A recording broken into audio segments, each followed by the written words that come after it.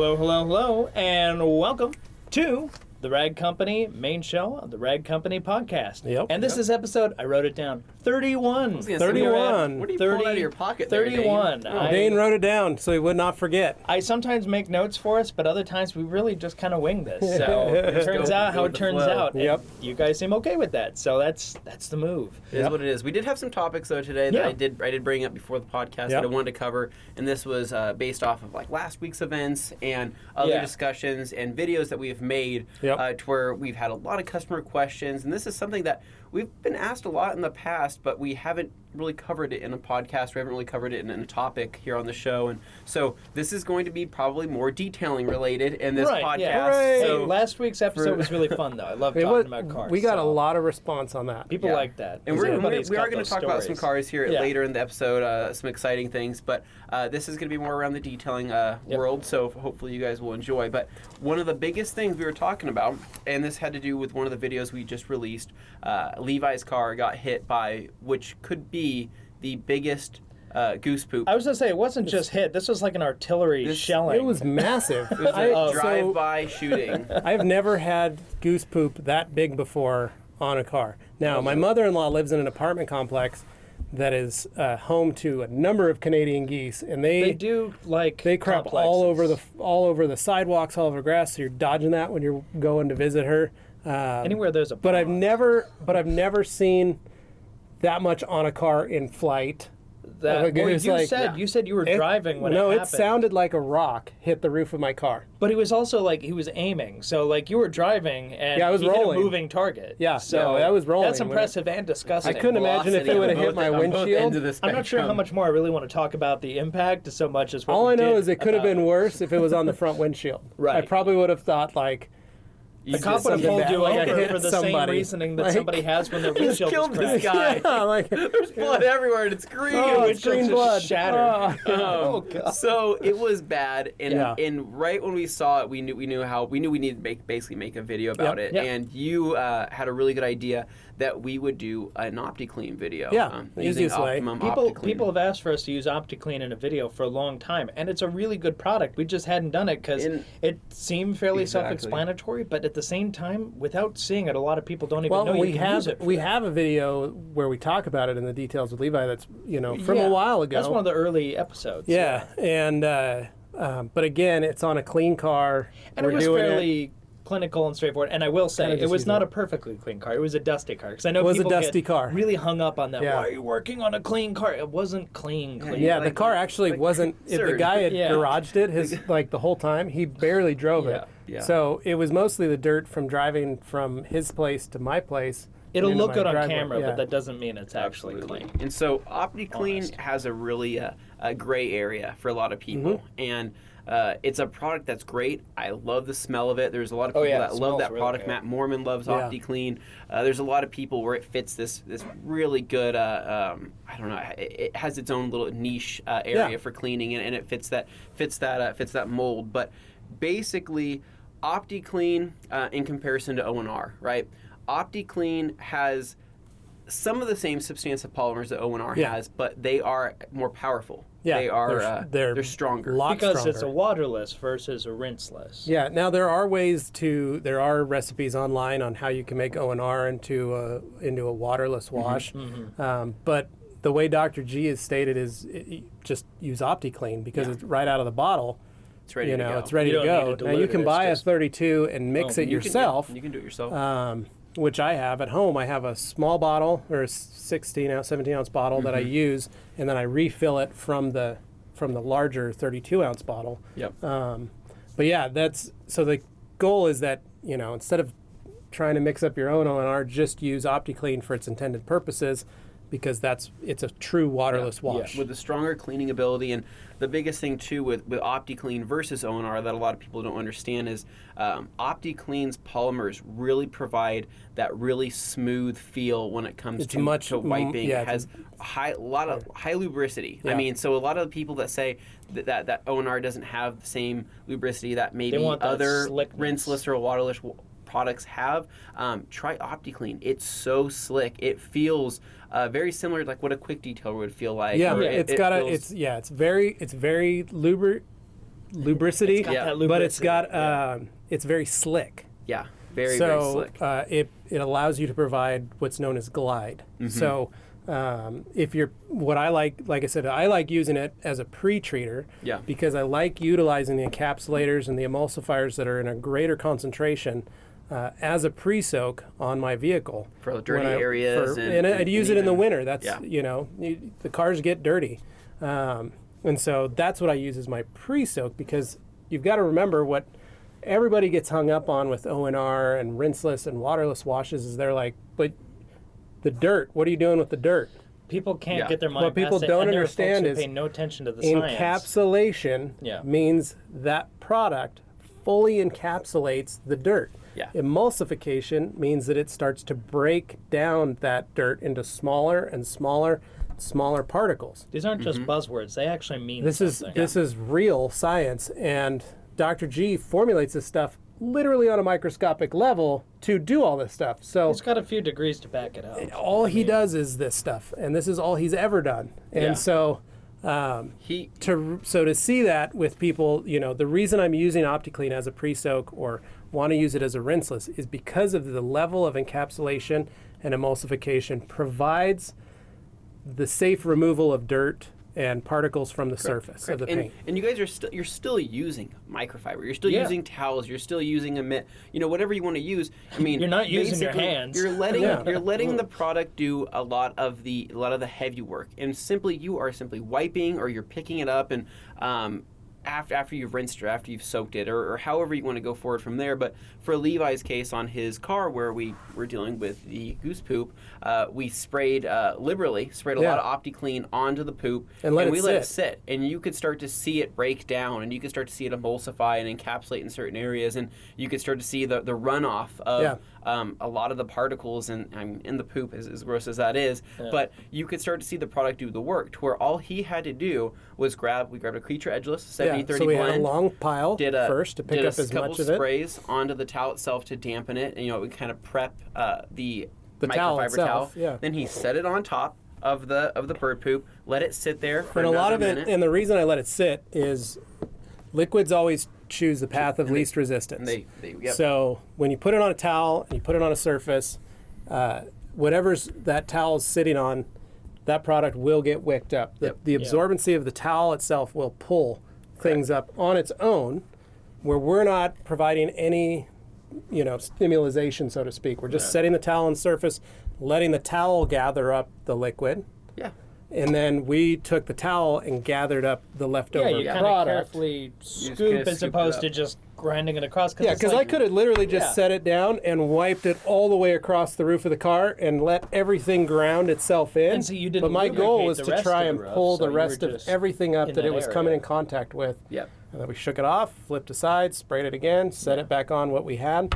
Did the exact same thing. If you're going to debadge a car, you don't just go and grab the emblem and yank it off. There's actually a process involved to make it safely removed from the surface. There's ways to do this correctly, and then there's really bad ways. You're not wanting to spread any other residue or any other particles to aareas where that wasn't initially inflicted on, and you want to just keep it concentrated to that area. Once I got the big stuff done, there was a couple drops here and there that from the trail of tears that had fallen from that.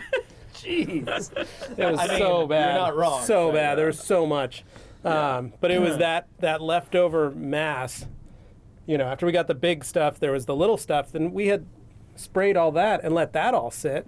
So it was liquid by that time. And again, encapsulation means it's going to bear hug. It's going to completely engulf that particle. And it's going to be suspended inside an ionic cushion. And for those who haven't figured it out yet, that's why it doesn't scratch, because it's not actually touching the surface. The dirt isn't touching the surface. It's actually divided by essentially a pillow. This is the science that scares some people. I get it. You can't quite see it, without a microscope. But just because you can't see it doesn't mean it's not happening. And the thing is for the people that don't believe in the science, or the people that don't follow it, it's so funny to say that people jump to the conclusion of, I don't trust this, or that's something that they'll never do, right? That's an approach they'll never take. And I say, okay, you have, obviously, some of these people are detailers. Some of these people have scan grip lights. Some of these people have, these tools that they can really see the true results. but never have you heard the case of somebody, using these methods, using and trusting the science, right, and come out and say, it left all these scratches. It left all this micromarring. It did all this damage, they right? just immediately cut to the prejudice of the product and go, no, it's going to do that without actually trying it themselves. There's not one person that's actually done that. Not seen a video. Or you'll see videos where somebody claims they're doing that when actually they're not doing it correctly. And then they're they doing complain it completely when something doesn't work out because they go, well, I followed the... no, you didn't follow the instructions. And it goes back, there's people that say, well, it's never been mentioned to pre-soak. Well... When that's common sense. This is where common sense. I mean, maybe. Let me put it this way. So, as a detailer, I'm always inquisitive about a new product, right? Mm-hmm. And I guarantee a lot of you are that same way. So you see a new product, you hear the claims about it. Mm-hmm.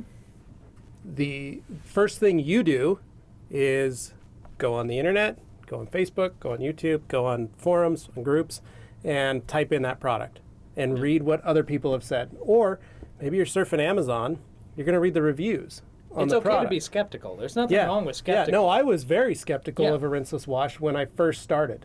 Yeah. So I did all my research. And I learned everything I could from others that have used the product before me or other types of rinseless washes. And this was when you were in your shop. You had nothing to do with this was in my shop. You had nothing to do with any of that stuff. No, this was me being a soap and water detailer for the last 16 years. Yeah, you've kind of been doing it for a while. So I heard about it, and I heard about it from Californian detailers who were, getting hit with water restrictions. Yeah. And in my area, in Idaho, where we don't have water restrictions and we can use water and soap to our heart's content, the small city that my shop was located in, when I say small, I literally mean one strip of road that's probably 3 blocks on either side, north and south, and it's about 7 miles long. Yeah. It's a strip. It's literally a strip bordered by the bench, as we call it, which is a cliff, and the river. Mm-hmm. So it's literally just this strip along the side. I would call it like the warehouse district of the Boise surrounding area. Right. Yeah. This city, Garden City, was going through a resurgence because it's a riverfront city. Mm-hmm. It borders the river.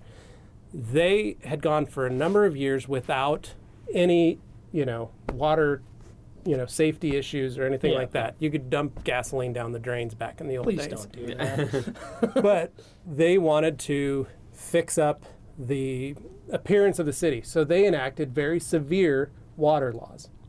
So at my shop, my team was only allowed to wash inside my building because I had a collector, I had the 1,500 gallon separator, I had all that stuff inside my drains. And if you don't already have that, it's not cheap to get it. No, it wasn't, and it cost a ton of money.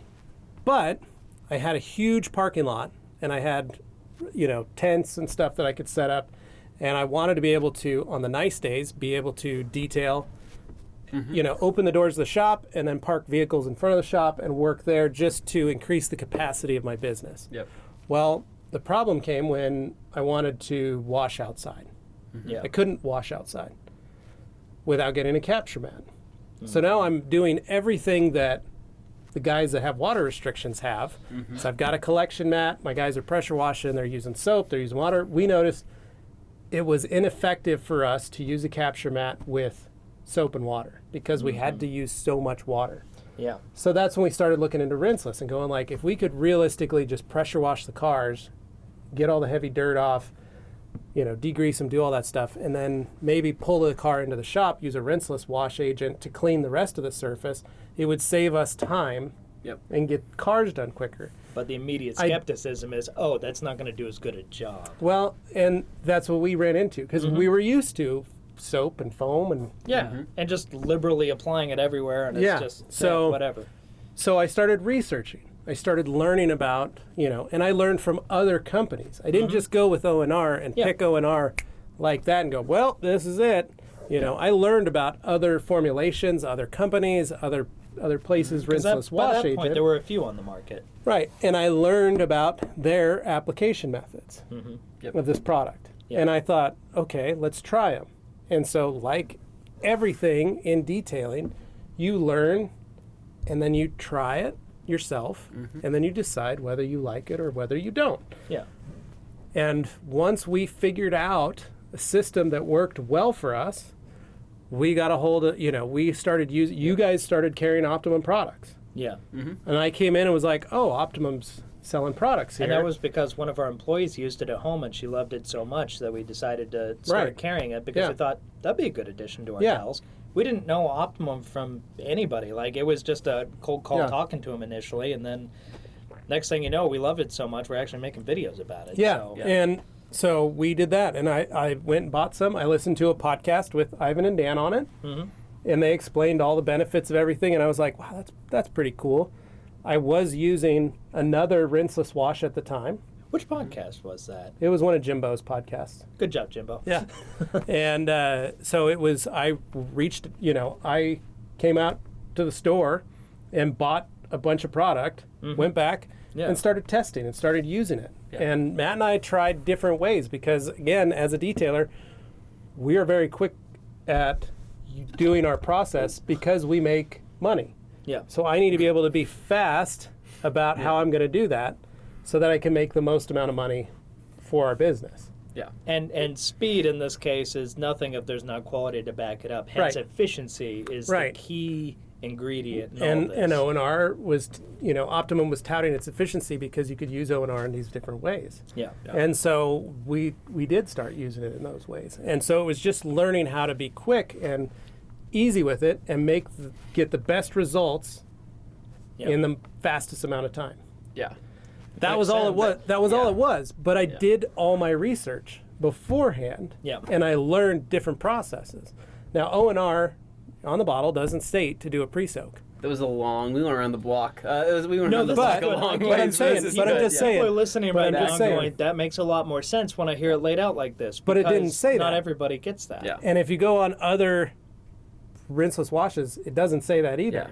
Exactly. But there are tons of other detailers who go... You get a bottle of car wash soap, it's not going to say to do a pre-rinse for sure either. That's just something they figure, okay, you know if it needs a pre-rinse or not. You use the product however you're going to use it. Yeah. But and it doesn't this say is what it does. Use a pressure washer beforehand. It doesn't say that. It doesn't say anything. It says all you need to do is do it this way. And yes, you can do it that way. If you understand the core fundamentals of washing a car, you'll know when you need to and when you don't need to. You can literally just pour O&R, take your big red sponge, and wash the surface of a vehicle. It's not You're more than welcome to do math that equation. It's but got the some gray dirtier area. the car, the more you're going to scratch. And Yvonne has always said, if you feel like you're doing damage, you probably are. Mm-hmm. So do whatever you need to do to lessen that. So if you need to rinse the car off, rinse it off. If you need to do a pre-soak with O&R, do a pre-soak. But Levi, it doesn't say it on the bottle, therefore it doesn't exist. Yeah. Right. But if you're a true detailer... Oh, wait, I'm a human with free will, and I can make my own decisions. If you're a smart detailer, you're going to do your research on the product beforehand. Mm-hmm. You're going to do the testing yourself before you buy into the hype. Yeah. Just like we did on we're shooting a video for The Last Cut. Yeah. Mm-hmm. If people can't understand, we can tell you this is how it works, this is why we like it. But it all boils down to the customer themselves utilizing it on their own and coming to those same results. Yeah.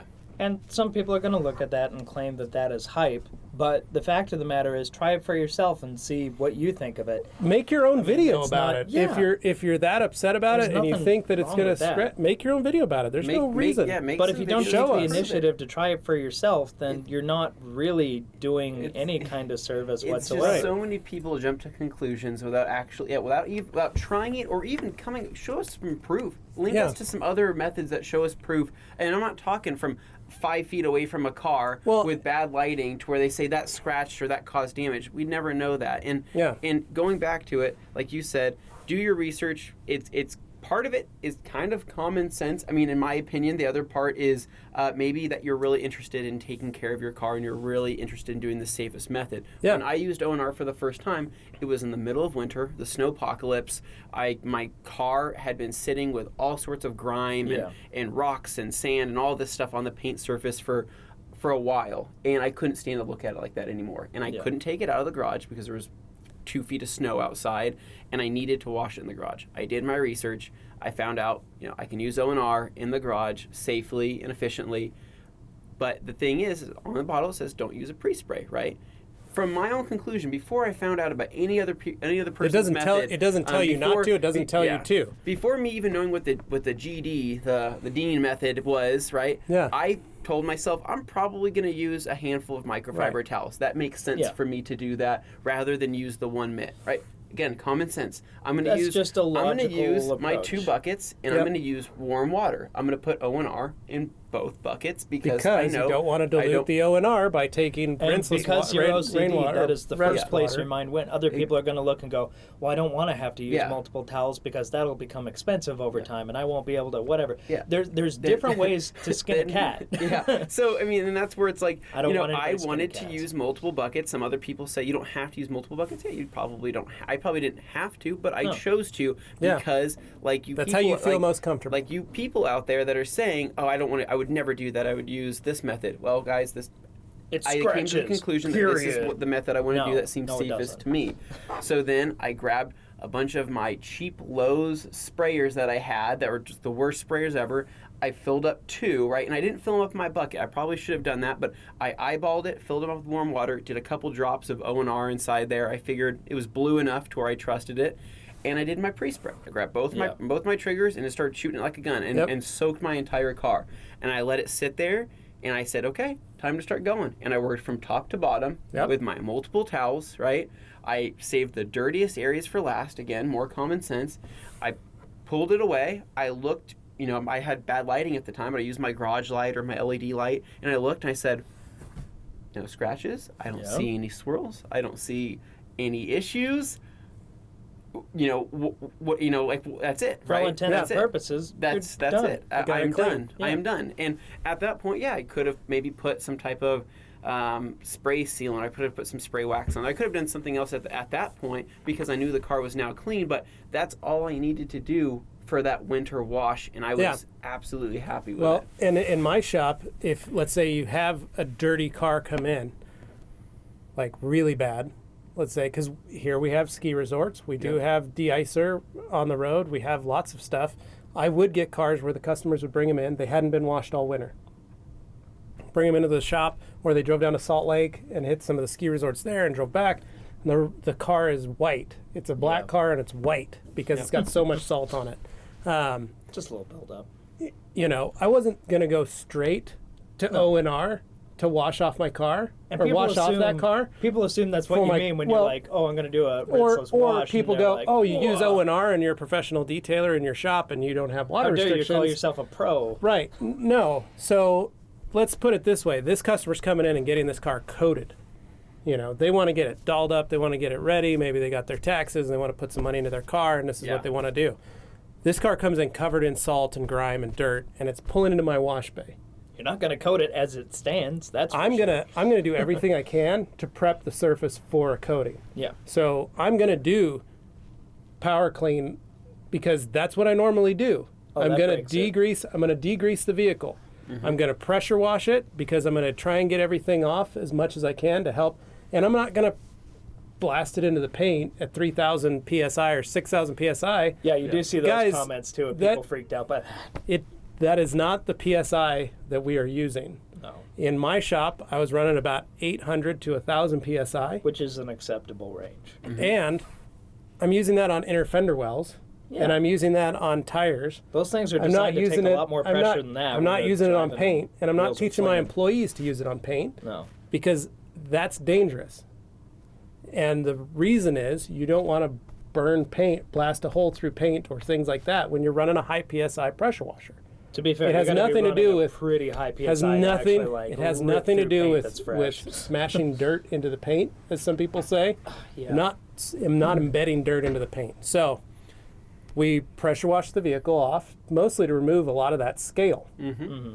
And the degreaser goes on to help, or all-purpose cleaner goes on to break down that grime to help us break down. Yeah. Then my guys would use a soap if we had to, depending on the car. Yeah. But we would also use O&R and big red sponges. You said a lot of the time you wouldn't even use soap unless the customer specifically requested it. Yeah. Because you knew as well as anybody what was best for the car. And we could get the car clean with O&R. But we would use a pre-treater. Then I would go over the car with Ferrex Yeah. And do a chemical decontamination after washing all the dirt and grime off. Always smart. Just because you clay it doesn't mean you're done. And then we'd rinse that off with water.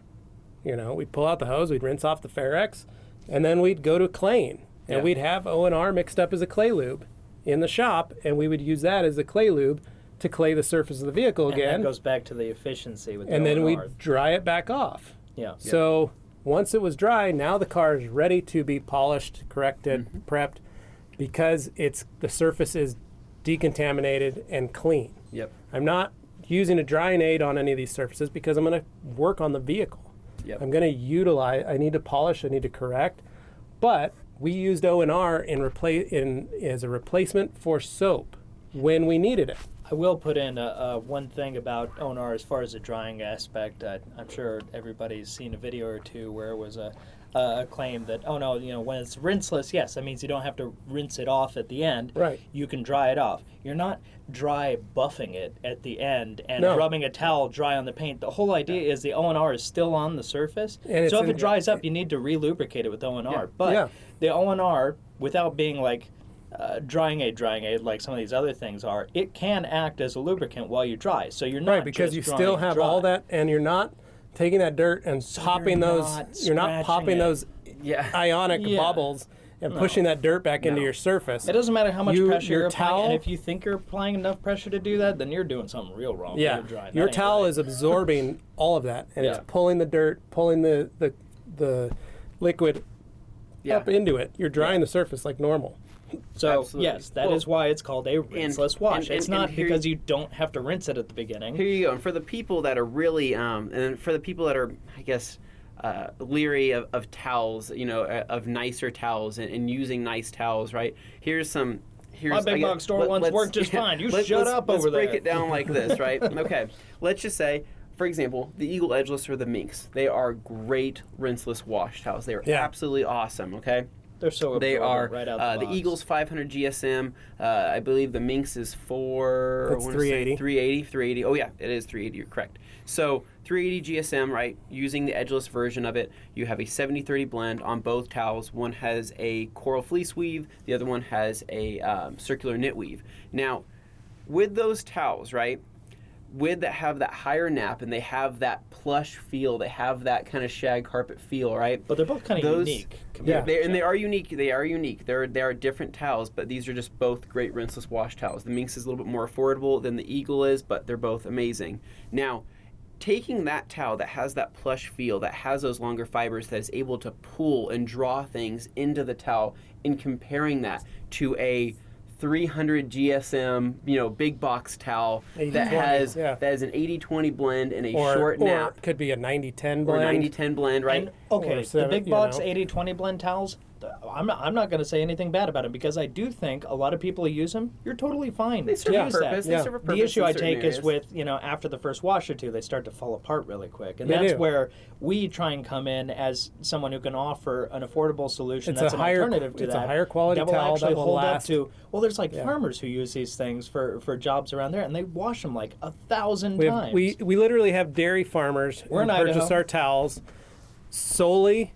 I got to finish my point. I'm going to wash let you them. They get 1,000 washes out of their towels. I just wanted to make sure we got that. Just so you know. Which is great. So before they have to buy a new one. You're comparing a towel that's thick, that's able to pull and draw this dirt in. That's going to do it has a place to go of the absorbing, pile. Right? Now you're comparing that, or somebody's making a video and showing you a very thin microfiber, and they're getting discouraged when they pull from the surface and they see that it's dirty, and then they assume that whatever the towel didn't get is left on the surface, right? There's so many variables and factors that could play into whether or not you're going to draw that amount of dirt or draw that amount of liquid or whatever you're doing, that you can't say that towel with that product, with that method, is the end-all, be-all, and it is not the right way. It's not a one-to-one You can't say, situation. Folks, this isn't working. Yeah. You're spending your money on a bad product. There's a better product out there. So you can't say that. There's no shortage of people willing to do that. Because that's what I'm saying. I say, hey, swap out your towel, man. Try a different towel. Maybe that'll work better for you, and that method will work, right? But now, that's the washing procedure. Let's talk about the drying procedure now. Mm-hmm. Like everybody said earlier, you're not taking a dry towel to what's essentially a dry surface with a couple spots of O&R, right? So to those who would think that's the case. It's not. Keep this in dry mind. buffing. Yeah. You're buffing off the O&R. Dane, I got to keep going. You can't stop me right that now. That point, just keep going, Anthony. You got it. Okay, I'm digging this in right now, guys. So now, let's just say you're not taking that dry towel to that dry surface, right? Just as you would not take a dry towel to a surface that you just washed off doing the soap and water method, right? You would re-hit that area with your hose, correct? Most people that's out there out in the sun, the area's dried, they know not to just go take that dry towel to that dry area. They're going to re-hit it again with the soap, with the hose. Same thing. Have a bottle of O&R, re-spray that area. Have a bottle of quick detail or have a bottle of something to lubricate that surface, but not just that. Prime the towel. As we've always stated, a damp microfiber towel is going to do a better job at absorbing and providing. That's the number one thing I correct people on and help them with that. They go back and say, whoa, that made all the difference in the world using a slightly damp towel. Correct. And so when I say spray the surface with your spray bottle of O&R, spray the surface with your spray bottle of quick detailer, spray the surface of the car, spray your towel a couple times, prime that towel, get it ready to absorb and get it ready to do its job that it's about to do. And not only will it feel so much better when you're drying, it's going to be safer, it's going to be more efficient, and you're just going to have a better overall experience. And you know what? Let's just say, right, you did miss some dirt, right? Let's just say you used a short nap towel and you're worried about the dirt being on the surface. Well, if you spray that surface again and use your nice drying towel that you've also primed as well, don't you think that towel could basically pick up any last remnants of it, right? Just as a drying towel would pick up any last remnants of something you missed with a soap and mitt. And that's what's so great about the Smit and Dry Mitt. Now this is when we're not trying to make a sales perfectly designed with this pluffle material. I mean, Levi might. No, it just happened to pick one up today. But anyways, guys, if somebody is telling you that that method is wrong and all this stuff, play with it. Think about it a little bit. Following everything off the bottle. I mean, half the people I know don't even read the bottle on things. I have detailing products that I just know or I use right off the bat. I say, this works awesome, right? I think this works better than the method on the bottle. And yeah. You know what? Well, we joke because I've used O&R for so long. I'm so comfortable with it. Yeah. And I've done stuff to make it scratch. I had a black van, huge black panels, and I would literally do one towel to wash my entire car. Mm-hmm. Yeah. I would use the towel I used to do the wheels the week before to clean the wheels and tires. I would put back in my one bucket, and let it sit all week. And then the next Saturday, I would use that towel to wash top to bottom, and I could not get it to scratch. You sure wanted to test it, though. I did everything I could. I would, Matt and I would joke, we literally took a big red sponge that was sitting in a bucket, soaked in O&R. Matt wrung it out, took it out to our gravel parking lot. Oh, that's right. Oh, man. Just rolled it around, kicked it around in the gravel parking lot. I mean, this is feel him road mix through the camera right now. Road mix. Yeah. Take it back, put it in our bucket of O&R, get all the rocks and stuff out of and sand out of the sponge in the O&R, and then dunk it back in the O&R and wash the surface of a vehicle and shine a light on it after we dried it off. Yeah. We would correct a surface, destroy a sponge, rinse it out, put it back on, and use it. Dry it and show it. And show on the corrected surface replicate this, that it would not scratch. You guys are more than welcome to go do this. It's trusting the science of the product. Now, Dr. G has multiple degrees. He's an organic chemist. He's got not just any old degrees. They're degrees in He's a doctor of organic chemistry. Field. I have sat in his office. He has tons of books on polymer technology. And they're not just for show. You're like, he actually uses those. He has read every single one of those. Yeah. He has a lab in his facility to where he does all this stuff. He doesn't have a team of guys making all this stuff. It's him. It's him doing the science, but formulating the product. Somehow it's still snake oil. Well, the guy is like, we've been on I would say Skype calls where we're talking to Ivan, and then we were talking to Mac. We're in the middle of talking to them, right? Yeah. And then Dr. G's like, oh, what's going on in here? And he walks in. He's wearing his lab coat. He's got his gloves on. He's like, oh, I'm just in the lab right now doing some stuff. Do that for fun. And I'm like, purpose.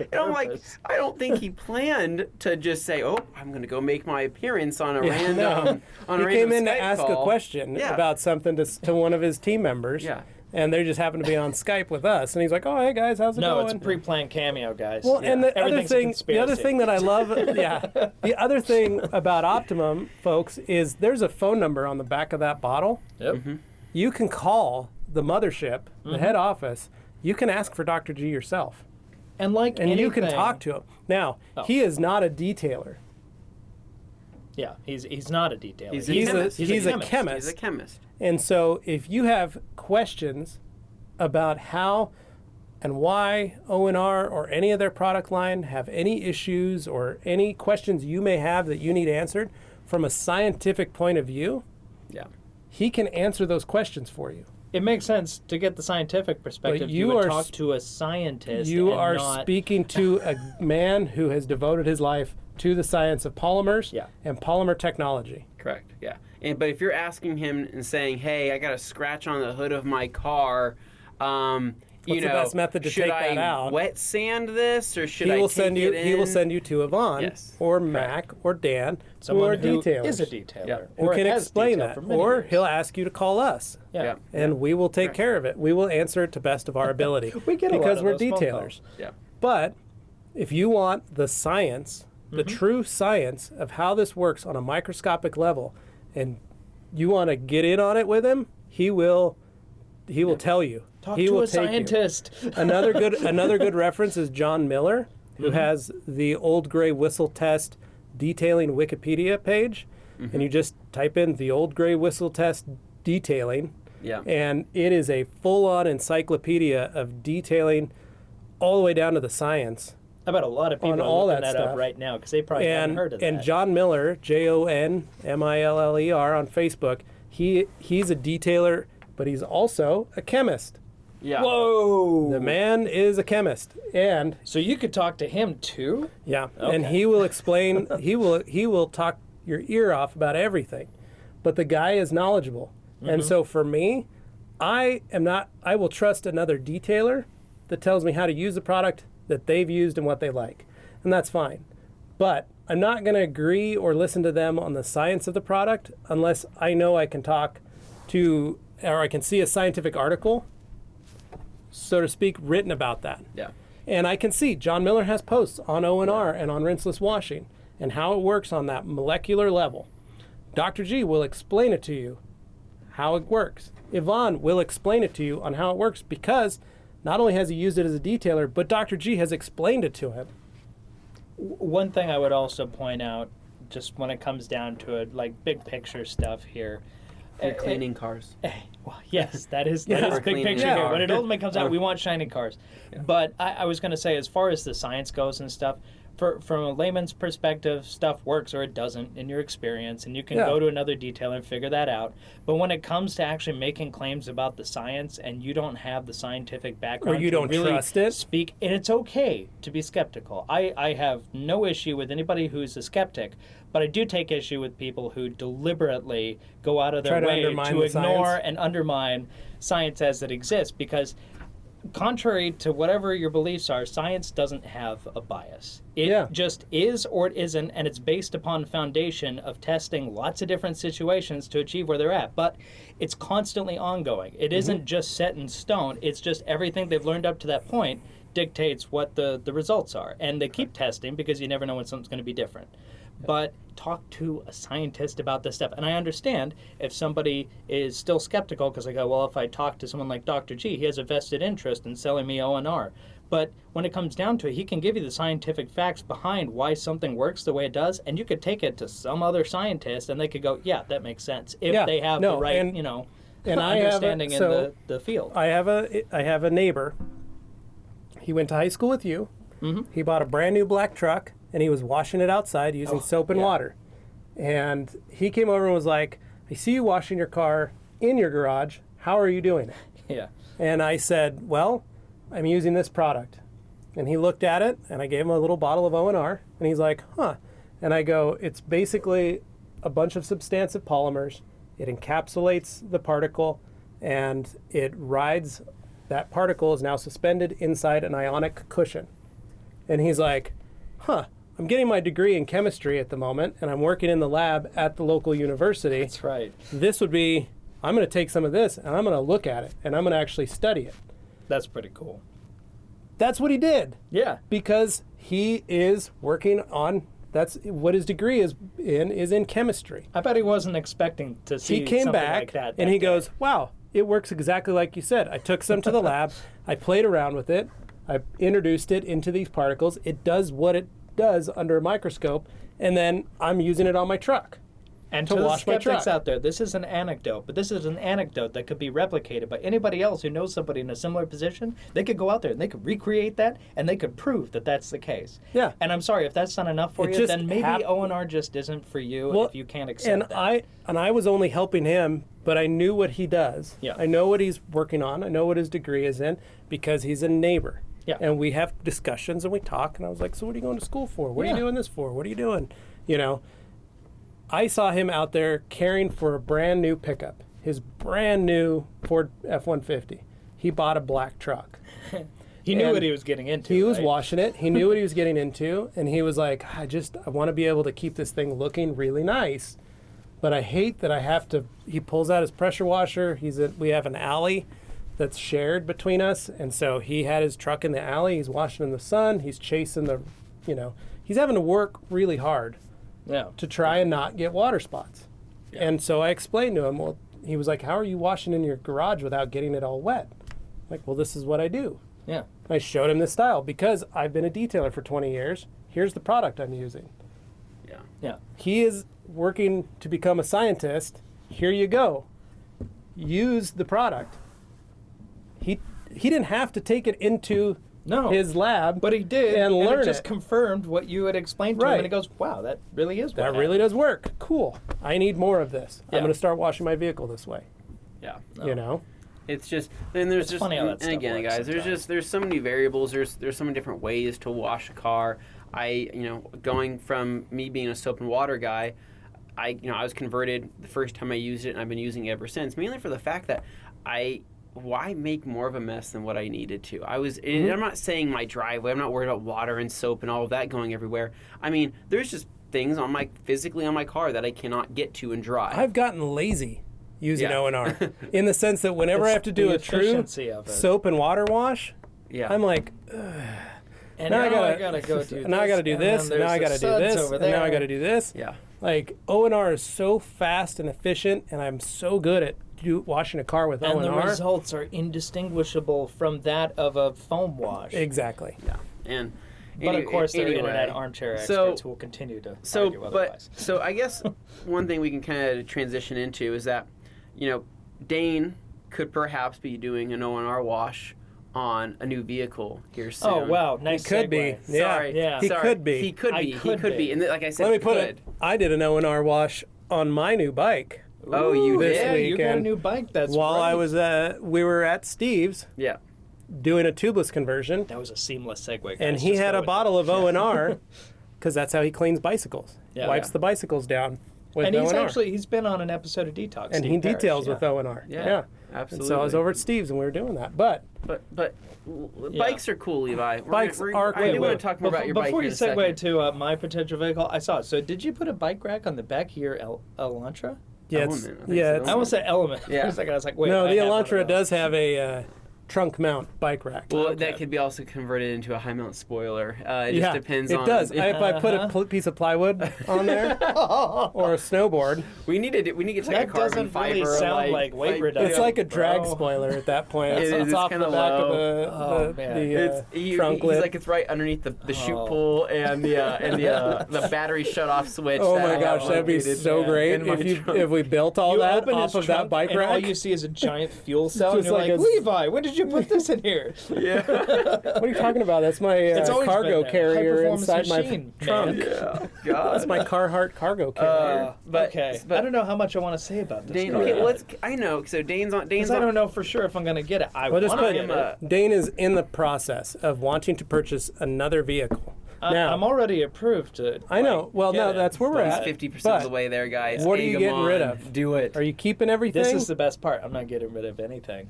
He's keeping it all. I'm keeping the Miata. I'm keeping the C-Max. But Excellent. I might get... Adding another one to the stable. I might get something with a turbocharger, all-wheel... I've never had a turbocharged car, so this would be really fun. Yeah. Well, me and Levi both have turbocharged cars. In his mind? No. In my mind is turbo. Okay. I think he's hiding it, guys.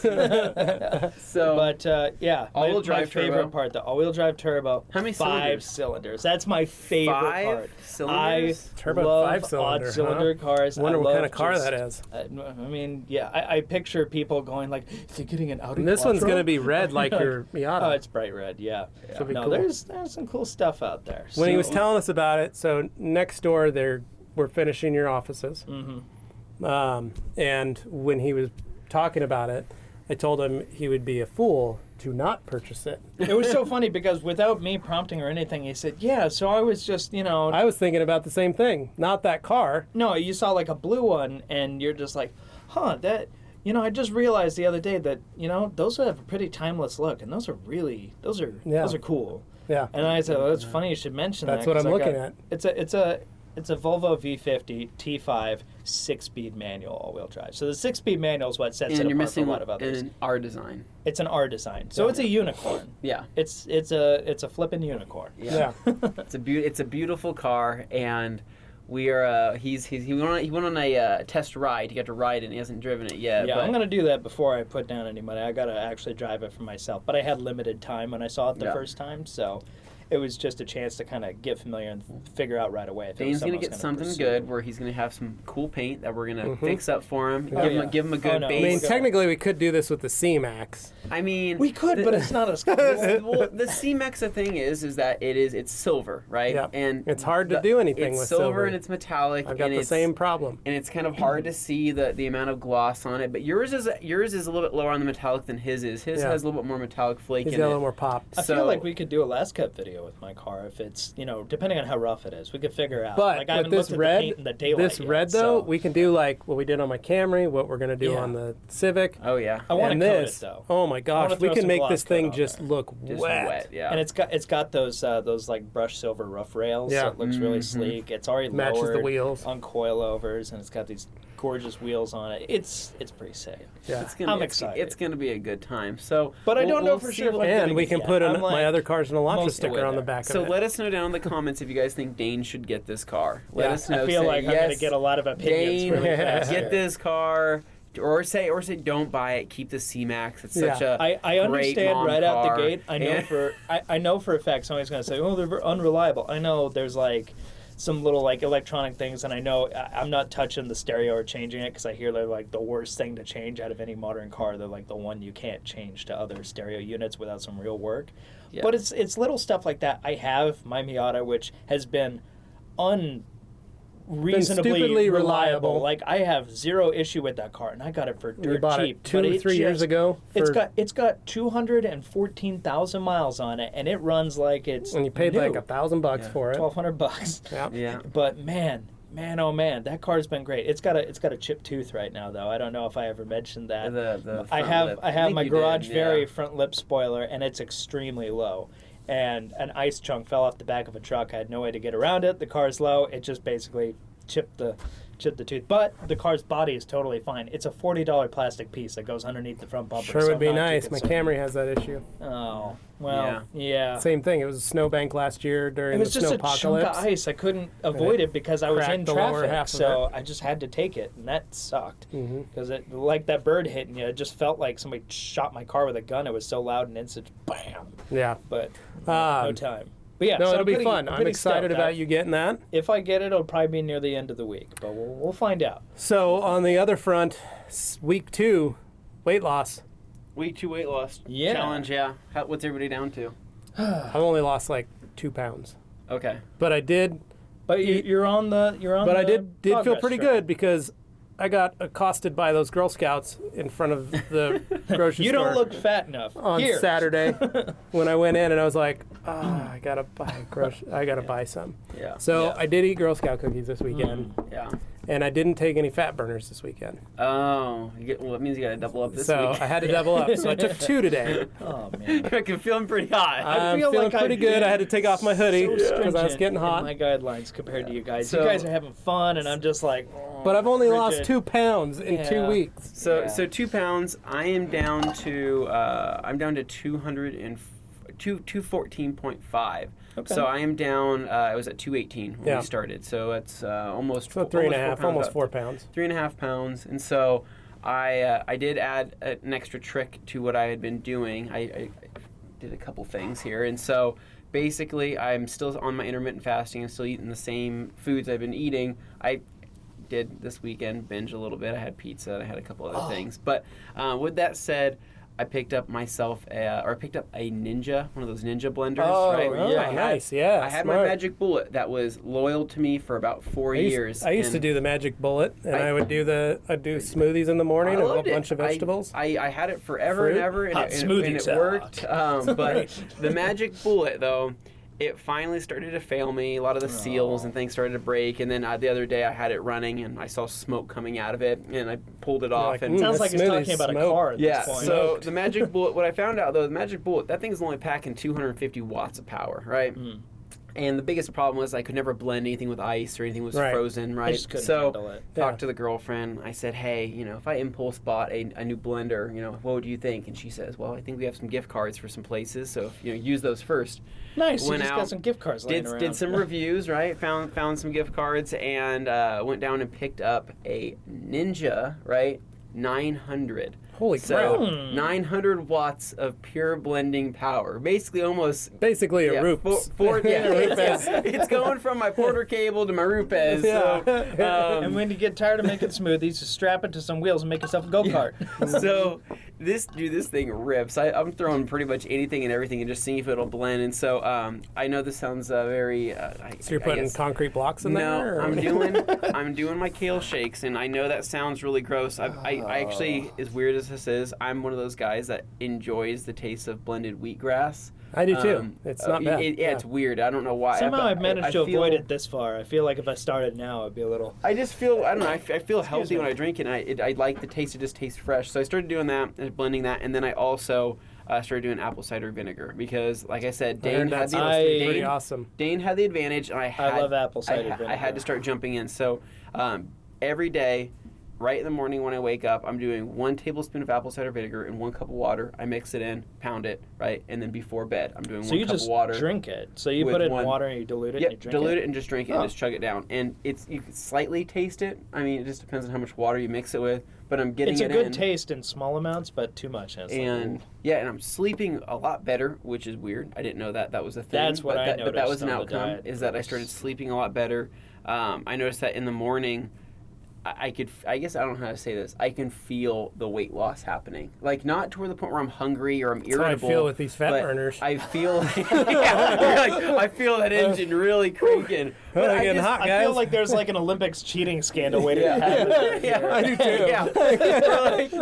Wait, you're guilty. I'm like, we need to take your scale in and get that thing examined underneath. Guys, I feel pretty good. So it's all just coming out of me. So I did start doing those things just to kind of add a little bit more to the mix. Like I said, I got to beat Dane. We have less than 2 weeks. 2 weeks. We are going to 20th is our last day, and so I got 2 more weeks. If I can get down, I'm at 214.5 right now.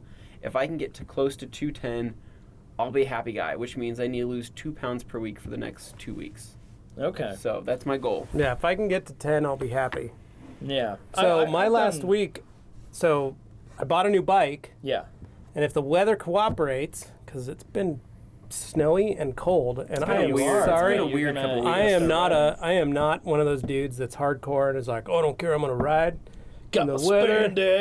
I have all that. I don't like riding when it's that cold. No. So it's starting to get there. Like I was gonna ride. I thought about riding this morning, but it was still frozen. Winter just came a little late. Still 26 degrees outside. at 7 a.m. And so I just don't like riding that cold. So, 30s, 35, it's decent. I can do that. Yeah. So I'm gonna ride. Hey, Brandon McComb is calling me right now. So Brandon, hey, Brandon. Sorry, I'm gonna call you back, buddy. He always likes it when we shout out to him on the podcast. So we're giving you a shout out, Brandon McComb of Detailed Review. Detailed Review. Check him out. Sorry, I'm not gonna answer. If you like gifts, you'll we could right technically. Yeah, answer it. Say hi. Let's see. Get him on here. Brandon, it's Levi. You're on the podcast. We're actually doing the podcast right now. Can you hear us? Sounds like Brandon, it's Levi. What if Can he you hear butt me? dialed us? It'd be awesome if he butt dialed us. I think he butt dialed us. I think he did. Brandon, you're butt dialing us. He's like, I hate that Levi Gates. He's gonna laugh. Gosh, that guy. He's gonna die. Oh no, he's on the phone. Brandon McComb, right there. All right then. Well, I guess Brandon McComb butt dialed us. That was awesome. So hey, buddy, that happens sometimes. But yeah, so I think that will give you a good advantage. Start riding your bike more. So that's the goal. I'm going to start riding. So I already ride like 5 miles a day at the gym. That's pretty decent. Yeah. So I do that, but a ride to work is 7 miles, and a ride home is 7 miles. So that instantly ups it to 14 miles a day. The environmental factors make a big difference. I was going to say too, that's right? a real world scenario. It's a different kind of workout. Yeah. So I'm going to start at least that last week, try and ride to work every day. There, he's calling me again. Let's see if he's on here. Brandon, are you there? It's Levi. Nope, he is pocket dialing us. Look at that. Brandon, get out of here, man. Dude, jeez. Wasting our time. Our time. Now I guess we just ruined chances of anybody picking up the next time Brandon calls them. Yeah. So anyway, I'm going to start riding some more to work. Hopefully that last week will give me that extra push to make it to the finish line. And then Dylan said we were going to Rupes in Denver. We're going to go hang out. Dylan said he's going to take us to all his favorite places to eat. Yes. I said none of us will be doing our diet at that time, so I am deliberately we'll probably come back and gain all of our weight back when we get back. Man, I'm going to come back. I'm going to look like the Michelin Man. Guys. Gained 11 pounds in 4 days. I've lost the most weight, but that doesn't mean I can't get it back. Yeah, so we should have a fun time, but we've got some cool videos that we're gonna do while we're down there. Yeah, we're really excited to shoot. There's some really cool stuff that we can't talk about it. We're actually gonna talk to Dylan today. We're gonna have a phone call with him this afternoon see kind of plan out our video ideas and get everything kind of sorted because we love. One big thing about us is that I don't like flying on a plane, but we love traveling. We like going to places. It's and fun. There's video. the camaraderie. Well, and we hope that we do make some of these travel videos because we have so much fun when we go do this. And Dane is working on the Florida one right now for Mobile Tech, and what we've seen so far. I enjoy it. It captures how much fun I try and capture the fun and the mood and everything of all the stuff we did. I know not a lot of people are going to watch it because they come to us for details. No, but watch it because it's fun and we want you guys to try and get as much enjoyment out of the video as we enjoy being there and doing it. We That's want you kind to of feel our like reason you're there for with it. us. You guys, right there in the action. Everybody listening, chances are you're a customer and you've helped us get to this point. Yep. You're growing with us. We get to know you. You guys get to know us. Yep. You guys know us pretty well. By the time you're done listening to all these podcasts, we overshare all the time. I know, but we know so many of you guys are listening. Brandon McComb, we know you're listening. You've just tried calling us. We know you. We see all of your posts. We Alejandro, see things all those like guys. that. Juan. Juan. We know all you guys, and so it's really cool. We feel like you're really growing with us. And then the other cool thing too is that maybe you think someday that you want to go to Mobile Tech. You want to make that. You want to make that experience. You want to make that trip. These are a good way to watch what we're doing. Give you some perspective. We take you along with us, and then next thing you know, to SEMA. You'll be coming next year. You'll be sitting on the same flight that we're on. Who knows? It just gives you an idea on things through our eyes, and we want you guys to experience it with us. And it goes back to us being, we're one of the very few companies that we are trying to bring our customers into our daily routine. In our daily livelihood, and there's only a handful of companies that are doing a detailing company. That's really weird. I'm not going to lie. Like Matt, Larry did a couple things like that. Supply company. Yeah, Larry at Ammo NYC did a couple of things like that with his videos. Yeah. Any of his big vacations he's kind of shown or trips that he's gone on. Matt really Mormon cool does the exact same thing. Oh, when he goes somewhere, he kind of vlogs it and documents it so people can kind of see what he's going through.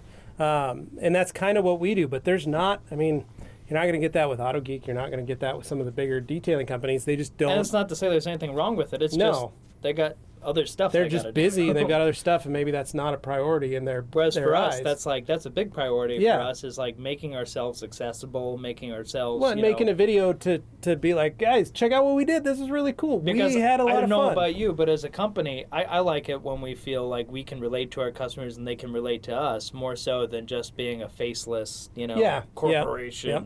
Well, and we kind of run it like a family here. Yeah. So that's because it's run by family. It is his parents own the place. So we do, your parents do a really good job of trying to keep it like a family-run business. Yep. And so we, have so much fun here that, we want people to experience that. Oh, yeah. We're having fun. We know you guys enjoy it. We know you have fun with us. So we invite you to watch our videos and feel a part that way, because that's the best way we can express it. Because we can't go to each one of your houses and visit you and hang out in your garage. Be a lot cooler if we could. Yeah, but you get the idea. Yeah. So, anyways, guys, I think it's going to kind of wrap up this week's podcast. We didn't find out how much weight Dane has lost. Keeping that on the down low. Yeah. No, I'm down to let's see. I started at 240, 241. I'm down to 233 now. So. Yeah, it's working. It's working all right. Yeah. But in fairness, that first week it was just like and then I dropped a couple pounds between then and now. It slowed down a little bit, but I'm not discouraged. I'm just like, well, that's just the way it works. What I do notice though is that it feels like my normally like a hunk of junk stomach, big old barrel that it is suddenly like actually trimming in, and it's like, that's nice. No, that's how I felt. Like I've still got a gut, but.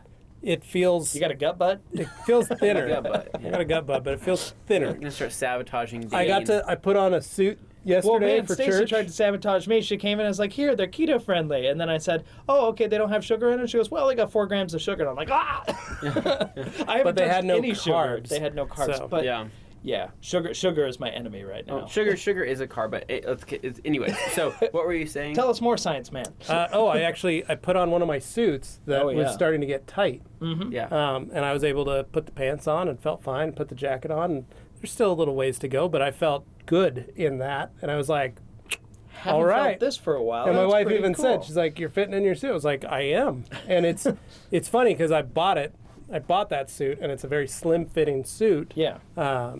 And I bought it when I was, probably 180 pounds. So, things are looking good. Yeah, so I felt good about that. I was like, all right. And where are you at now?